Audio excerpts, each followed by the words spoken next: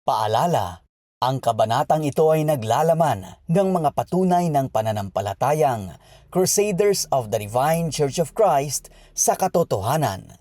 Sa ating paglutas sa mga misteryo sa likod ng salaysay na ito, ihanda niyo ang inyong mga sarili. Buksan ang inyong isipan sa rasyonal na diskurso. Hayaan niyong ilakbay namin kayo sa mga hawak na patotoo. Ihanda ninyo ang inyong mga sarili dahil panahon na para mapakinggan at bigyang daan ang boses ng krusado.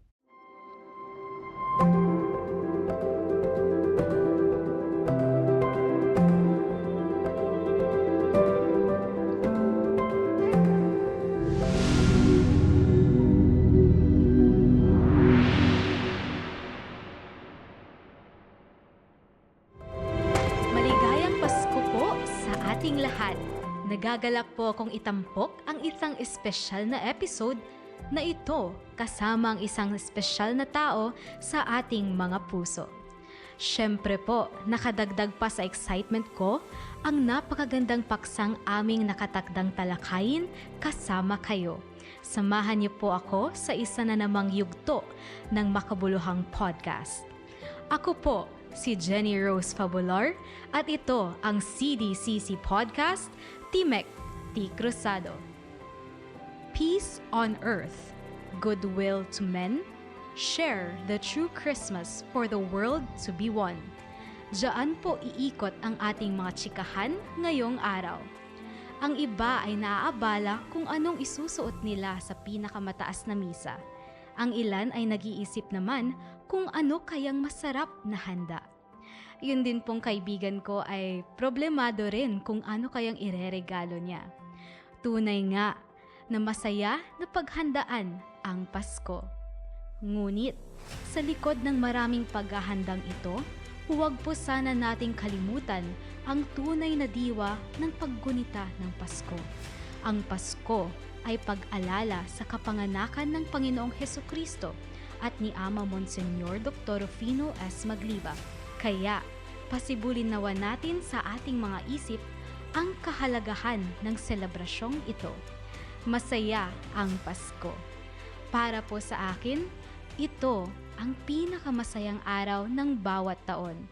Dito nabubuo ang pamilya. Dito nagsasama-sama ang mga matagal nang hindi nagkita. At marami pang bagay na Pasko lamang ang nakakapagbuklod. Ngunit, ano nga ba ang pinakamagandang dapat nating bigyan ng pansin sa pagdiriwang na ito? Iyan po ang ating pag-uusapan kasama ang ating panauhing pandangal. Maririnig natin ang isang panauhin na tiyak ko po na pinahahanga ang lahat sa taglay niyang virtues. Siya na ata ang pinakamahusay, matalino at masipag na taong kilala ko. Aba, siya lang naman po ang tao sa likod ng maraming pag-unlad at pagbabago ng pananampalatayang krusado. Mga kabagis, hindi ko na po patatagalin. Samahan po ninyo ako sa special episode na ito with the CDCCPI Administrator, Prince Dr. Estrelito V. Magliba. Hello, Jen. Thank you for that. Maligayang Pasko, mga minamahal kong mga krusado. Sa araw na ito, nais kong ipatid sa inyong mga tahanan ang kagalakan na nararamdaman ko ngayon. Dahil muli na naman nating buong tapang at maigting na ipinararating sa mundo kung gaano tayo ka-proud na magdiwang ng Pasko sa Setyembre 25 na hindi tugma sa nakasanayan ng iba. Natutuwa rin ako sa mga makabuluhang talakayan at pagpapaliwanag na naiwan na natin at mga akda o paraan na gagawin pa natin sa mga susunod pang mga taon upang mas lalong ipalaganap ang katotohanan dito sa mundo na ang Pasko ay Setyembre 25 at ang Paskong Krusado nga ay Paskong totoo. Maraming salamat, Apo, at welcome po ulit sa programang ito. Isang karangalan po ang makaharap at makatabi po kayo ngayon sa apat na sulok ng silid po na ito. Ang isang Prince Dr. Estrelito V. Magliba. Masayang masaya ako at fulfilled na magdiwang ng Pasko. Dahil nabigyan po ako ng pagkakataong makagawa ng isang mabuting gawain tulad ng talakayang ito na kasama po kayo, Apo. Kaya naman po, Apo, akin nang ibabato ang una kong tanong. Maaari niyo po bang sabihin sa ating audience kung ano nga ba ang kahulugan ng Paskong Krusado? Alam mo, Jen, ang Paskong Krusado ay ang paggunita sa totoong kaarawan o pagkasilang o kapanganakan ng ating Panginoong Hesukristo. Ito rin ang paggunita natin sa kaarawan ng Diyos Espiritu Santo, Monsignor Dr. Rufinis Magliba. Ang salitang Christmas ay hango o nagmula sa salitang misa para kay Kristo. Ito ay isang banal na handog upang gunitain ang kanyang kaarawan. Kaya naman tayo mga krusado, kumpara sa iba na nasa tahanan tuwing sasapit ang Pasko, ay nasa simbahan upang salubungin ang isang banal na misa, ang pagsilang ng Diyos. Oo nga po, Apo. Iba ang pagsalubong natin sa nakikita natin sa TV o mga vlogs ng mga nakikilalang or kinikilala nating mga personalidad. Pero very fulfilling ng paraan natin kasi paglabas mo ng simbahan, pakiramdam mo, renewed ka. Ibang klaseng saya, yung mararamdaman mo right after. Well, dyan na nga papasok yung tinatawag nating totoong diwa ng Pasko. Dahil sa kabutihan ng Diyos sa mga nilalang niya, ipinadala niya kanyang anak na ipinanganak sa araw ng Setyembre 25 upang makihalubilo sa tao at iparating ang pagmamahal niya sa atin. Ang kapalaran ng Panginoong Hesus ay hindi naging masaya at smooth ika nga. Ngunit sa kabila nito, bukal sa loob na ibinigay niya sa atin ng Diyos, ng ating Diyos Ama para maramdaman natin ang Diyos ay nariyan at nakaantabay. Napakabuti ng Diyos, Jen. Kaya dapat din nating suklian ng kabutihan. Medyo lumalalim ang kahulugan sa akin ngayon, Apo, ng salitang kabutihan. Dahil nga sa nabanggit niyo po, Apo. Curious po ako, Apo, paano ba maging isang mabuti? Well, maraming paraan yan. Siyempre yung pagsunod sa mga salita ng Diyos, dahil ito ang mga mabuti. Kaya gaya ng magalang, masipag, mapagmahal, honest, huwag manloko, huwag magsinungaling, at marami pang iba. Higit sa lahat, yung pagsisiwalat ng katotohanan, magiging mabuti ka rin. Yan ang mga aspetong pwedeng pagbasihan ng pagiging mabuti.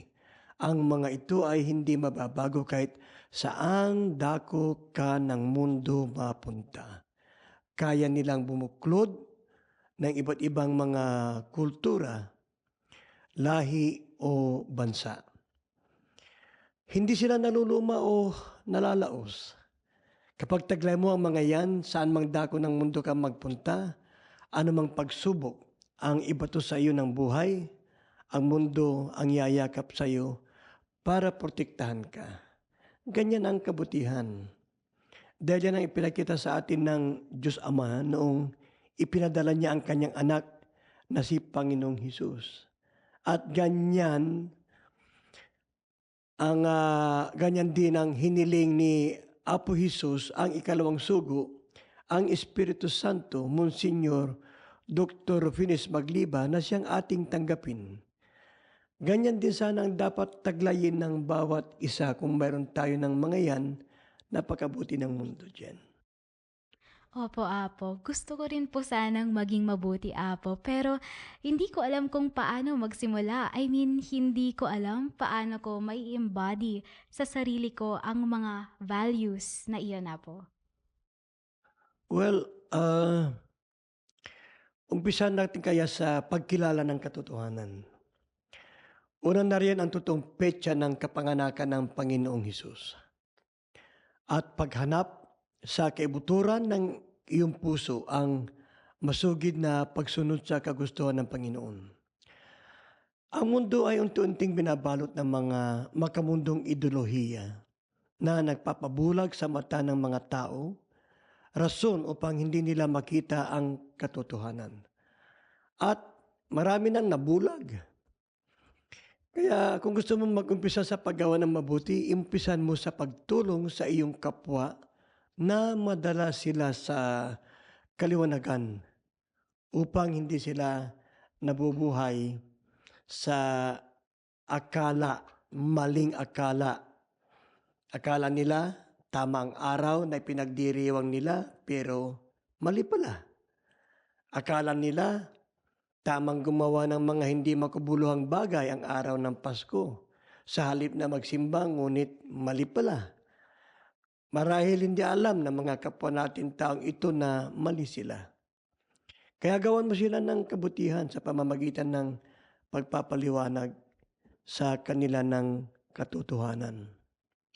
Wala namang mawawala sa iyo kapag ginawa mo yan. Bagkus matutuwa sa iyong Panginoon at mapapasaya mo pa siya kapag tinulungan mo siyang paliwanagin ang madilim na mundo na nilikha ng ating mga kapwa.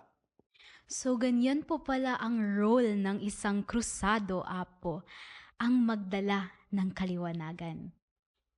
Natural yan, precisely. Para saan pat pinili tayo ng ating ama, Monsignor Dr. Rufines Magliba, bilang mga sundalo o anak niya. Mayroon tayong taglay na marka na nagbubuklod sa atin. Sa ating mission na ito, alam kong sa puso ng mga kapwa natin na nanonood rin ngayon, yung markang sinasabi ko na yan yung nasa puso. Ang magbubunsod sa atin upang paglagablabin ang ating malalim na pananampalatayang krusado. Tuwing may humahamak sa paniniwala natin, gamitin natin yan sa magandang layunin.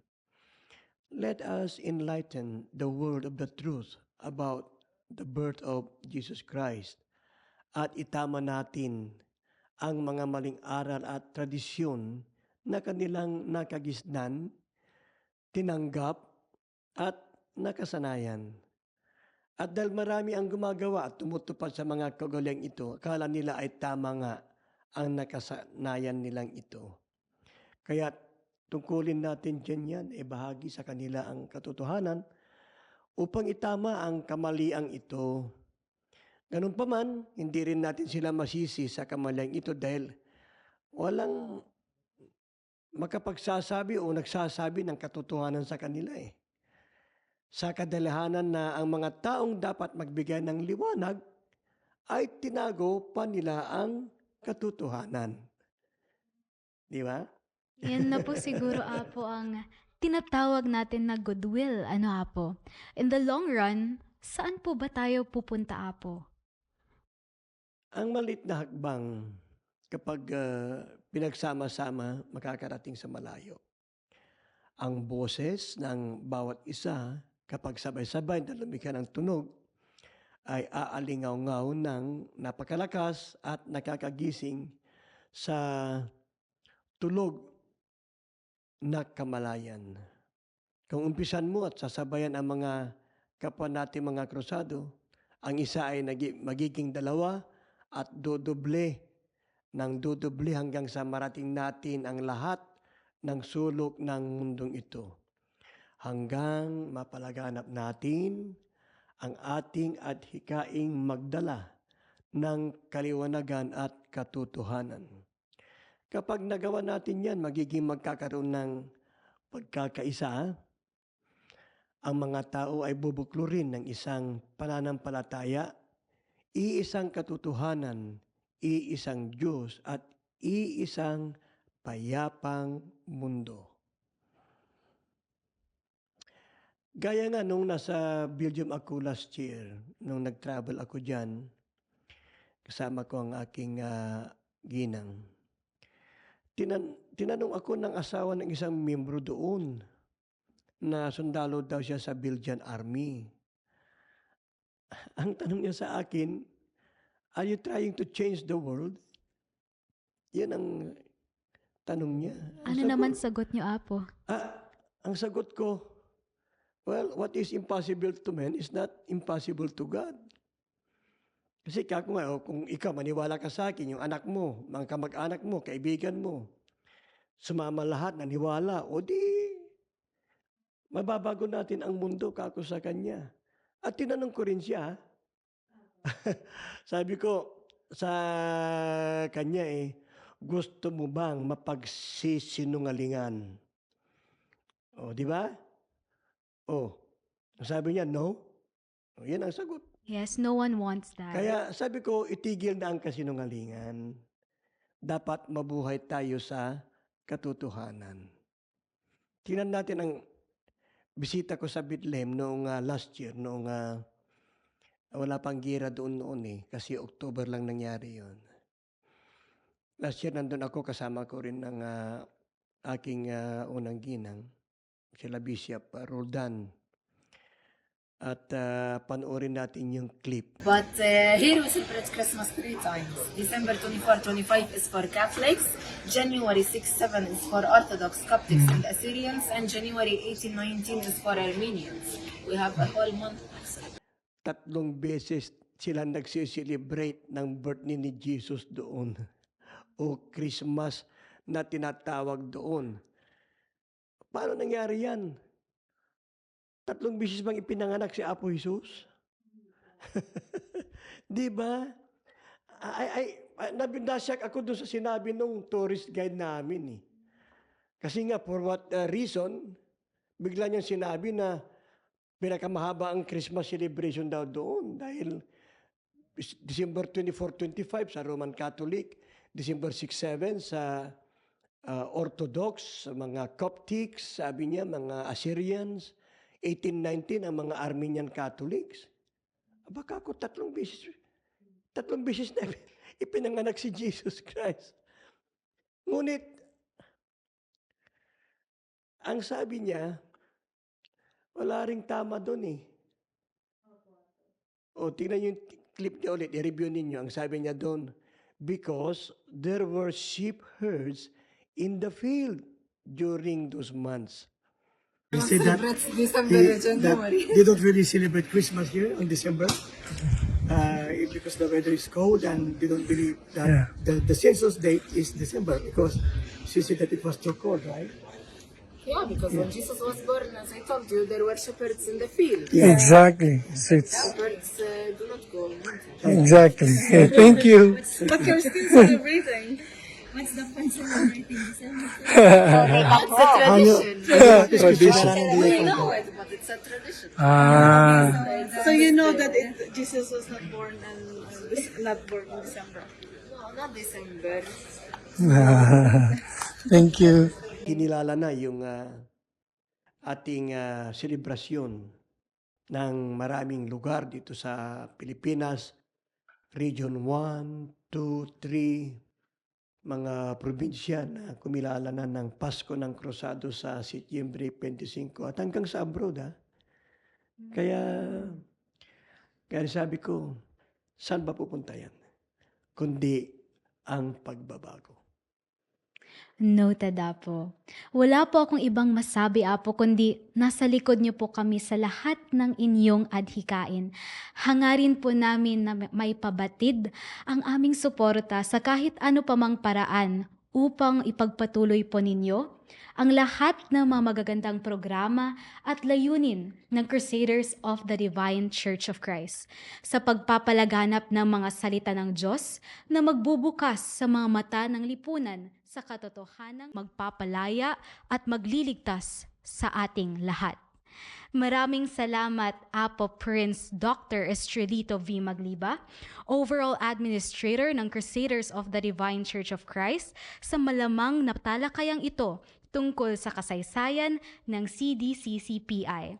Mayroon pa po ba kayong mensahe, Apo, sa mga krusadong nanonood sa atin ngayon? Ang napaka-importante sa akin is yung sabihin ang katotohanan. Be proud, Crusaders. Wala na tayong dapat na itago at pagkukublihan. Setyembre ang tunay na Pasko, ang tunay na kapanganakan ng Panginoong Hesukristo. Setyembre 25, ang tunay na Pasko. Mga kapatid, nasaksihan po natin ngayon ang pagsasalaysay ng ating mahal na administrador sa kasaysayan ng CDCC. Tunay, nakakilakilabot at kagimbal-gimbal ang ating mga narinig ngayong araw, ngunit ika nga ng ating administrador, ang tanging ang katotohanan na mula sa Diyos lamang ang makakawasak sa lahat ng nagkukubling muka. Maraming salamat po sa pagsama sa amin sa episode na ito. Inaanyayahan namin kayong abangan ang mga susunod pang episodes na siguradong kapupulutan ng aral at katotohanan patungkol sa Crusaders of the Divine Church of Christ. Merry Christmas, Apo! Merry Christmas, Jen. And Merry Christmas sa ating lahat. Muli, ako si Jenny Rose Fabular at ito ang CDCCPI Podcast, Timek T. Cruzado.